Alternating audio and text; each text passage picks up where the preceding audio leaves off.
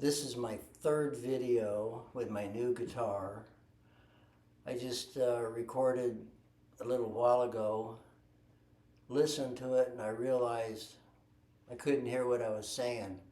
With Parkinson's, I talk real soft, and I got to think about talking louder, so I hope when I play this back I can hear myself. I'm trying a little harder. Anyway, this is the third video I put together with my new guitar. I'm starting to play the guitar again. I had quit after I had a ileostomy, and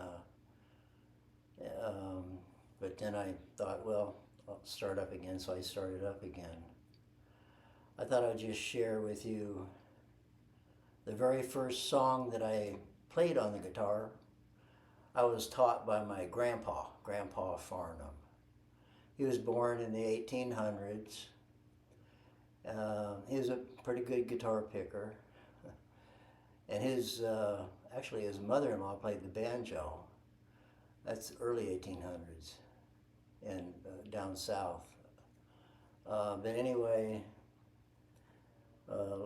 turn of the century, like the early 1900s, my grandmother, his future wife, when she was a teenager, went through the Sears and Roebuck catalog and bought a guitar. And I'll show you, I looked up, I'm into history and I like doing research. I looked up the guitar that she bought, when she bought it, and so now I know it was $3.95, I think, is what she paid for it back in 1918 time frame. But anyway, she had bought that, and along with that guitar came some music, and one of the songs was a song called Spanish Fandango. Now, Spanish Fandango was written by an American musician around 1830s, before the Civil War, but it really wasn't published until 1866 by Henry Worrall. He was an Englishman born in Liverpool, 1825, and he came to America in the 1830s with his parents. He was in New York a little while, and then Ohio for a while, and ended up in Topeka, Kansas, where actually I was in Topeka myself, stationed at Forbes Air Force Base for a few years. But that's where he ended up. And he was a musician, an artist, and he's the first one that had published the song Spanish Fandango. Well, I'm at Grandpa's, this is like 60-some years ago, and he pulls out Granny's guitar from Sears and Roebuck catalog, and they showed me how to play Spanish Fandango. So that was my first song. It's in what they call open G tuning, so it makes it real simple to play. It's like, well, if I turn it on,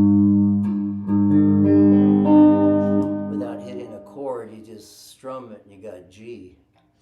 So it's, pretty simple. In fact, it's a real simple song.